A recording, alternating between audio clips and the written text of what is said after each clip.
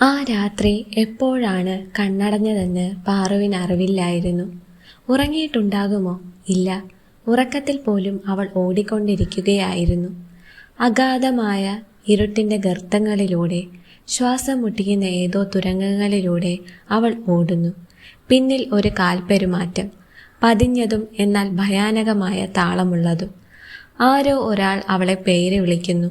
ആ വിളിയിൽ സ്നേഹമല്ല, മറിച്ച് വേട്ടയാടുന്നവൻ്റെ ക്രൂരമായ ആനന്ദമാണുള്ളത്. ആരോ ഒരാൾ ഇരുളിൽ ഇരുന്ന് ചിരിക്കുന്നു. ആ ചിരി അവളുടെ തലച്ചോറിൽ അലയടിക്കുന്നു. പെട്ടെന്നാണ് അവൾ ഞെട്ടിയുണർന്നത്. മുറിയാകെ കറുത്ത മഷിയൊഴിച്ചതുപോലെ ഇരുട്ട്.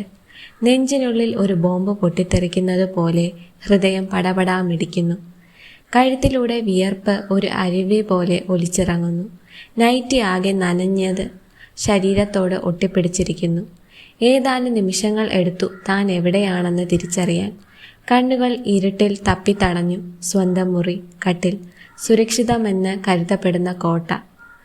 പക്ഷേ ഭയം മാത്രം ആ സ്വപ്നത്തിൻ്റെ വാതിലിലൂടെ ഉണർന്നിരുന്നു. അത് കട്ടിലിൻ്റെ അരികിൽ തന്നെ അവളെയുമിരുന്ന് നിരീക്ഷിക്കുന്നുമുണ്ട്. പാറു പതിയെ എഴുന്നേറ്റ് കട്ടിലിൽ നിവർന്നിരുന്നു. മുറിയിലെ ക്ലോക്കിലേക്ക് നോക്കി. സമയം 3 മണി. ലോകം മുഴുവൻ ഉറങ്ങുന്ന വേളയിൽ അവൾ മാത്രം ഭയത്തിൻ്റെ കരിമ്പടം പുതച്ച് ഉണർന്നിരിക്കുന്നു. വീട്ടിലുള്ളവർ, അച്ഛൻ, അമ്മ, പ്രിയ, എല്ലാവരും സുഖനിദ്രയിലാണ്. അവർക്കൊന്നും ഈ ഇരുട്ടിൻ്റെ വേദന അറിയില്ല. ജാലകത്തിന് പുറത്ത് മഴയുടെ നേർത്ത ശബ്ദം. ഒരു താരാട്ട് പാട്ടുപോലെ വരേണ്ട ആ മഴ ഇന്ന് ഒരു ശവവാദ്യത്തിൻ്റെ അകമ്പടി പോലെ അവൾക്ക് അനുഭവപ്പെട്ടു. അവൾ പതുക്കെ തലയിണയ്ക്കടിയിൽ നിന്ന് ഫോൺ എടുത്തു.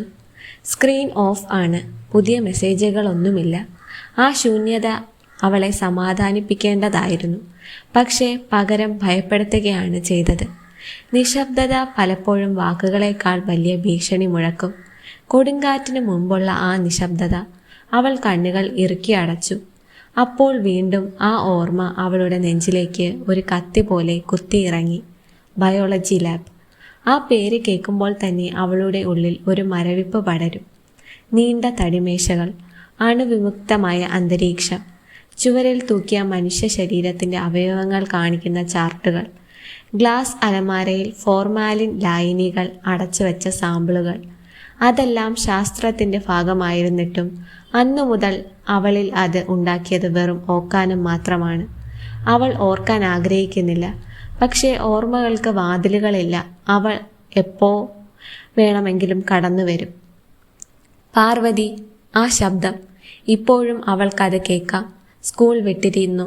കോറിഡോറിലൂടെ ഒരു കുട്ടി പോലും നടന്നു പോകുന്നില്ല. വെറും ശൂന്യത. 1 മിനിറ്റ്, ഇങ്ങോട്ട് വന്നേ. അപ്രതീക്ഷിതമായി തടഞ്ഞു നിർത്തിയപ്പോൾ അവൾ നിന്നുപോയി. പതിയെ തിരിഞ്ഞു നോക്കി. Biology sir. മുഖത്ത് ഒരു പതിവ് ചിരി. കണ്ണുകളിൽ അധ്യാപകൻ്റെ ഗൗരവമില്ലാത്ത തിളക്കം. മറ്റുള്ളവർക്കൊക്കെ അത് ഒരു സാധാരണ ചിരിയായിരിക്കും. പക്ഷേ പാറുവിന് അന്ന് എന്തുകൊണ്ടോ ഉള്ളിൽ ഒരു അസ്വസ്ഥത തോന്നി. ഒരു തെരുവ് നായയുടെ മുന്നിൽ പെട്ടുപോയതിനേക്കാൾ ഭയം. അവൾ അദ്ദേഹത്തിനരികിലേക്ക് ചെന്നു. മാർക്ക് കൂട്ടണമെങ്കിൽ കുറച്ചുകൂടി ശ്രദ്ധിക്കണം. അദ്ദേഹം പറഞ്ഞത് സാധാരണ കാര്യമാണ്. പക്ഷേ ആ നോട്ടം, അതൊരു അധ്യാപകൻ്റെ നോട്ടമായിരുന്നില്ല. ഒരു വേട്ടക്കാരൻ ഇരയെ അളക്കുന്നത് പോലെയുള്ള നോട്ടം. അതെന്താണെന്ന് അന്ന് ആ കുട്ടിക്ക് മനസ്സിലായില്ല. പക്ഷേ ഇന്ന് ആ ഓർമ്മ അവളെ ഉള്ളിൽ നിന്ന് കാർന്നു തിന്നുന്നു. ചില നോട്ടങ്ങൾ വാക്കുകളേക്കാൾ ആഴത്തിൽ മുറിവേൽപ്പിക്കും. അവ ശരീരത്തിലല്ല, മനസ്സിൻ്റെ ആഴങ്ങളിലാണ് ആണി തറയ്ക്കുന്നത്. പാറു പെട്ടെന്ന് കണ്ണുകൾ തുറന്നു. ശ്വാസം വീണ്ടും വേഗത്തിലായി. നെഞ്ചെടുപ്പ് ശമിക്കുന്നില്ല. ഇല്ല, അതോർക്കേണ്ട. അത് ഓർത്താൽ വീണ്ടും ഉള്ളിൽ നിന്ന് ഛർദ്ദിക്കാൻ വരും. അവൾ കട്ടിലിൽ നിന്ന് എഴുന്നേറ്റ് പതുക്കെ വെള്ളം കുടിച്ചു. പക്ഷേ തൊണ്ടയിലെ ആ വരൾച്ച, ആ ഉണക്ക് മാറുന്നില്ല. ആ ഭയത്തിൻ്റെ ഉപ്പ് അവളുടെ തൊണ്ടയിൽ ഇപ്പോഴും ബാക്കിയുണ്ട്. എന്തുകൊണ്ടാ ഞാൻ ഇത് ആരോടും പറയാത്തത്? ആ ചോദ്യം വീണ്ടും മനസ്സിൽ വന്നു. അവൾ ജാലകത്തിനരികിൽ പോയി നിന്നു. പുറത്ത് മഴ ശക്തി പ്രാപിക്കുന്നു. ഇരുട്ടിലേക്ക് നോക്കിക്കൊണ്ട് അവൾ സ്വയം ചോദിച്ചു, അച്ഛനോട് പറഞ്ഞാൽ? അച്ഛൻ്റെ പ്രതികരണം ഒരു മിന്നൽ പിണർ പോലെ അവളുടെ മുന്നിൽ തെളിഞ്ഞു. കള്ളം പറയല്ലേ. അച്ഛൻ്റെ ഗാംഭീര്യമുള്ള ശബ്ദം. നീ എന്താ ചെയ്തതെന്ന് ആദ്യം പറ. ആ വാക്കുകൾ യാഥാർത്ഥ്യത്തിൽ കേട്ടില്ലെങ്കിലും അത് കേൾക്കുമെന്ന് അവൾക്കുറപ്പാണ്. കാരണം ജീവിതത്തിൽ ഒരിക്കലും തൻ്റെ ഭാഗം കേൾക്കാൻ അച്ഛൻ സമയം കണ്ടെത്തിയിട്ടില്ല. മാർക്ക് കുറഞ്ഞാൽ തൻ്റെ തെറ്റ്, അടിയേറ്റാൽ തൻ്റെ തെറ്റ്, കരഞ്ഞാൽ തൻ്റെ തെറ്റ്. അപ്പോൾ ഇതിലും അച്ഛൻ കുറ്റപ്പെടുത്തുക തന്നെ ചെയ്യും. തൻ്റെ വേദനയുടെ അറ്റം കാണാൻ ആ കണ്ണുകൾക്ക് സാധിക്കില്ല. അമ്മയോട് പറഞ്ഞാലോ? ആ ചിന്ത വന്നപ്പോൾ തന്നെ പാറുവിൻ്റെ കണ്ണുകൾ നിറഞ്ഞു. അമ്മ മോശക്കാരിയല്ല, പക്ഷെ അമ്മ ഒരിക്കലും തൻ്റെ അമ്മയായിട്ടില്ലെന്ന് അവൾക്ക് പലപ്പോഴും തോന്നിയിട്ടുണ്ട്. പ്രിയയുടെ ചെറിയ തലവേദനയ്ക്ക് പോലും അമ്മ തളരും. പ്രിയയുടെ ഇഷ്ടങ്ങൾ അമ്മയ്ക്കറിയാം. പ്രിയയുടെ സ്വപ്നങ്ങൾ അമ്മ കാത്തു സൂക്ഷിക്കുന്നു. പക്ഷേ പാറുവിന് എന്താണ് ഇഷ്ടമെന്ന് അമ്മയ്ക്കറിയുമോ? അവൾക്കറിയില്ല. ഒരു കുട്ടിയുടെ ഏറ്റവും വലിയ ദൗർഭാഗ്യം ദാരിദ്ര്യമല്ല, സ്വന്തം വേദന പറയാൻ ഒരാൾ പോലും ഇല്ലാത്തതാണ്. പിന്നെ പ്രിയ, അവൾ വേദന അറിഞ്ഞാൽ ചിരിക്കും. ആ ചിരിയിൽ പരിഹാസത്തേക്കാൾ കൂടുതൽ നിസ്സഹായതയായിരുന്നു. നിന്നെ പോലെയുള്ളവരെ ആരാ വിശ്വസിക്കുക? പ്രിയ അങ്ങനെ പറയുമെന്ന് അവൾക്ക് തോന്നുന്നു. അല്ലെങ്കിൽ അത്രയും മോശമൊന്നും ആയിരിക്കില്ല എന്ന് പറഞ്ഞ് തള്ളിക്കളയും. മനുഷ്യർക്ക് മുറിവുകൾ പുറത്ത് കാണാൻ കഴിയാത്തപ്പോൾ അവ ഇല്ലെന്ന് കരുതും. അതാണ് ഏറ്റവും വലിയ ക്രൂരത. ആ രാത്രി മുഴുവൻ പാറുവിന് കണ്ണടയ്ക്കാൻ കഴിഞ്ഞില്ല. തന്നെ ഭയപ്പെടുത്തിയത് ആ ഫോട്ടോ മാത്രമായിരുന്നില്ല. ആ ഫോട്ടോ അവളെ ഓർമ്മിപ്പിച്ചത് മറ്റൊരു സത്യമാണ്. ഈ ലോകത്ത് തനിക്ക് വേണ്ടി നിൽക്കാൻ ആരുമില്ല എന്ന ക്രൂരമായ സത്യം. പക്ഷേ ആ ചിന്ത വന്ന നിമിഷം അവളുടെ മനസ്സിലേക്ക് മറ്റൊരു മുഖം കൂടി കടന്നു വന്നു. സിദ്ധാർത്ഥ്. രാവിലെ വീട്ടിന് മുറ്റത്ത് നിന്ന സിദ്ധാർത്ഥിൻ്റെ മുഖം. പാർവതി നന്നായി ശ്രമിക്കുന്നുണ്ട്. ജീവിതത്തിൽ ആദ്യമായി ആരോ ഒരാൾ തൻ്റെ ഭാഗം പിടിച്ച് സംസാരിച്ച നിമിഷം. ആ ഒരു വാചകം അവളുടെ തകർന്ന മനസ്സിൽ വലിയൊരു അർത്ഥം നൽകി. അതോർത്തപ്പോൾ അവളുടെ കണ്ണുകൾ വീണ്ടും നനഞ്ഞു. അറിയാതെ അവൾ ഫോൺ തുറന്നു. ആ ഫോട്ടോ വീണ്ടും സ്ക്രീനിൽ തെളിഞ്ഞു. അതിന് താഴെ അതേ വരി: അയാളെ ഇതിലേക്ക് വലിച്ചിടരുത്. പാറു കുറേ നേരം ആ വാചകത്തിലേക്ക് നോക്കി നിന്നു. പിന്നെ വളരെ പതുക്കെ, അതീവ വേദനയോടെ അവളുടെ മനസ്സിൽ ഒരു ചോദ്യം ഉയർന്നു. അയാൾക്ക് എന്തെങ്കിലും അപകടം സംഭവിച്ചാലോ? ആ ചിന്ത വന്ന നിമിഷം തന്നെ അവളുടെ നെഞ്ചിലൂടെ ഒരു തണുപ്പ് പാഞ്ഞുപോയി. അവൾക്ക് സിദ്ധാർത്ഥിനെ കുറിച്ച് വലിയ ഭയം തോന്നി തുടങ്ങിയിരുന്നു. തന്നെ പോലെ അവനും ഇരയായാലോ? തന്നെ സഹായിക്കാൻ ശ്രമിച്ചതിന് അവന് വലിയ വില കൊടുക്കേണ്ടി വരുമോ? അവൾ സിദ്ധാർത്ഥിൻ്റെ സുരക്ഷയെക്കുറിച്ച് പേടിക്കാൻ തുടങ്ങി. തൻ്റെ ജീവിതത്തിലെ ഈ ഇരുണ്ട നിഴലുകൾക്ക് അവനിലേക്ക് വീഴരുത്. അവൾ ഒരു തടവുകാരിയെപ്പോലെ കട്ടിലിൽ ഇരുന്നു. താൻ ഇപ്പോൾ അനുഭവിക്കുന്നത് ഒരു വ്യക്തിഗത ദുരന്തമല്ല, മറിച്ച് എപ്പോൾ വേണമെങ്കിലും പൊട്ടിത്തെറിക്കാവുന്ന ഒരു ടൈം ബോംബാണ്. ആ ഫോൺ സ്ക്രീൻ ഇപ്പോൾ അവൾക്ക് ഒരു കണ്ണാടി പോലെ തോന്നി. അതിൽ തെളിയുന്നത് അവളുടെ വേദനയാണ്, അവളുടെ തകർച്ചയാണ്. സിദ്ധാർത്ഥ് വെറും ഒരു അപരിചിതനായിരുന്നു. പക്ഷേ ഈ ഭയത്തിൻ്റെ പടുകുഴിയിൽ അവൾ പിടയുമ്പോൾ ആ പേര് ഒരു പ്രതീക്ഷയായി അവൾക്ക് തോന്നി. ആ പ്രതീക്ഷ അവൾക്ക് എന്തിനാണ്? അവൾക്കറിയില്ല. പക്ഷേ തന്നെ മനസ്സിലാക്കാൻ ഒരാൾ ഇവിടെയുണ്ട് എന്ന ചിന്ത അവളെ ലേശം ആശ്വസിപ്പിച്ചു. എങ്കിലും ആ ആശ്വാസത്തിന് മേൽ ഭയത്തിൻ്റെ കരിനിഴൽ വീണു കിടക്കുകയാണ്. താൻ സിദ്ധാർത്ഥിനെ ഇത്രയധികം കരുതുന്നുണ്ടോ? അതോ തൻ്റെ ഏക രക്ഷാമാർഗം അവനാണെന്ന അബോധ മനസ്സിലെ തോന്നലാണോ? പാറു ആലോചിച്ചു. എന്തു തന്നെ ആയാലും ഈ ഭീഷണിപ്പെടുത്തുന്ന ആൾക്ക് സിദ്ധാർത്ഥിനെ തൊടാൻ താൻ അനുവദിക്കില്ല. അവൾ ഒരു പോരാളിയാകാൻ തീരുമാനിച്ചു. എങ്കിലും അവളുടെ ശരീരം ഇപ്പോഴും വിറയ്ക്കുന്നുണ്ടായിരുന്നു. ജനാലയിലൂടെ വീശുന്ന കാറ്റ് അവളുടെ മുടിയിഴകളെ ഉലച്ചു. ആ കാറ്റിൽ പോലും ഭയത്തിൻ്റെ ഗന്ധമുണ്ട്. പാറു ഫോൺ നെഞ്ചോട് ചേർത്ത് പിടിച്ചു. അന്ന് രാവിലെ സിദ്ധാർത്ഥ് നോക്കിയ ആ നോട്ടം, അവൾക്ക് നൽകിയ ആ ചെറിയ ആത്മവിശ്വാസം, അതായിരുന്നു അവളുടെ ഏക സമ്പാദ്യം. അത് നഷ്ടപ്പെടാൻ അവൾ തയ്യാറല്ല. ജീവിതത്തിൽ താൻ എന്താകണം എന്ന് ആരും ചോദിച്ചിട്ടില്ലെങ്കിലും സിദ്ധാർത്ഥിനെങ്കിലും താൻ സംരക്ഷിക്കണം. ആ തീരുമാനത്തോടെ അവൾ കിടക്കയിലേക്ക് വീണു. ഉറക്കവും ഉണർവും തമ്മിലുള്ള നേർത്ത അതിർവരമ്പിൽ അവൾ സിദ്ധാർത്ഥിൻ്റെ മുഖം ഓർത്തു.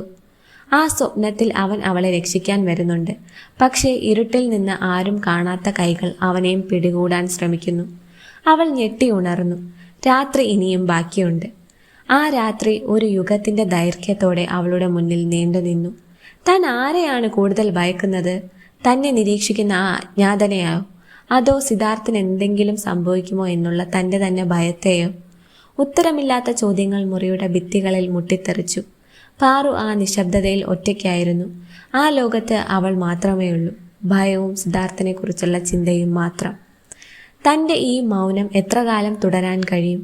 ആ അജ്ഞാതൻ ഏത് നിമിഷം തൻ്റെ വാതിലിൽ മുട്ടാം, അല്ലെങ്കിൽ തൻ്റെ മുറിയിലേക്ക് തന്നെ കടന്നു വരാം. പാറു കണ്ണുകൾ തുറന്നു പിടിച്ചു.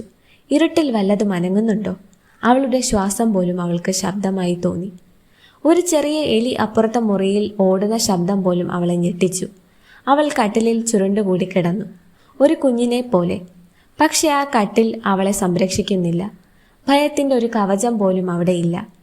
എന്തിനാണ് മനുഷ്യർ ഇത്രയും ക്രൂരരാകുന്നത്?